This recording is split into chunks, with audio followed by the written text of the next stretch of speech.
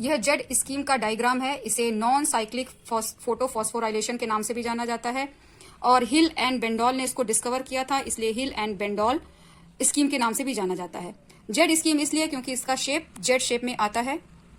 ये फोटोसिंथेसिस का एक प्रोसेस है और ये क्लोरोफिल में होता है। आइए इसको समझ लेते हैं। ये एक लाइट डिपेंडेंट रिएक्शन है। इसमें लाइट का ही मेन रोल होता है, यानी कि दिन के टाइम होती है। PS2 मतलब फोटो सिस्टम सेकेंड और यह है PS1 फोटो सिस्टम 1। दोनों पे अलग अलग नैनोमीटर की लाइट फॉल करती है। दोनों पर सेम टाइम पे रिएक्शन हो रही होती है एक साथ। तो सबसे पहले समझने के लिए यहां से स्टार्ट कर लेते हैं। ये क्लोरोफिल ए है, PS2 इसको कहते हैं। और यहाँ पर जेड स्कीम को समझने के लिए फोटो सिस्टम 2 से स्टार्ट करते हैं। फोटो सिस्टम 2 पर 680 नैनोमीटर की लाइट पड़ती है। तो यहाँ से एक इलेक्ट्रॉन एक्साइटेड स्टेट में आ जाता है और यहाँ से फियोफाइटिन पर पहुंचता है। फियोफाइटिन पर सबसे पहले इलेक्ट्रॉन पहुंचता है, इसलिए फियोफाइटिन प्राइमरी इलेक्ट्रॉन एक्सेप्टर के नाम से जाना जाता है। यहाँ से होता हुआ प्लास्टोक्विनोन पर, प्लास्टोक्विनोन से साइटोक्रोम B6F पर जाता है। यहाँ पर भी ADP से ATP की फॉर्मेशन होती है। इलेक्ट्रॉन फिर प्लास्टोसाइनिन पर पहुंचता है। प्लास्टोसाइनिन से इलेक्ट्रॉन P7 पर जाता है।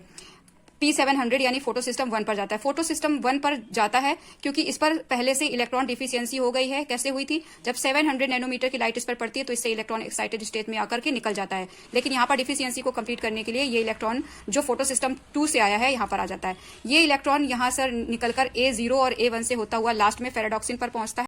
फेराडॉक्सिन फाइनल इलेक्ट्रॉन एक्सेप्टर है। यहाँ पर इलेक्ट्रॉन पहुंच करके NADP प्लस को NADPH में चेंज कर देता है। यहाँ पर स्ट्रोमा से आया हुआ एक प्रोटॉन होता है जिसके साथ जुड़ जाता है। ये reaction NADP plus reductase enzyme की हेल्प से होता है।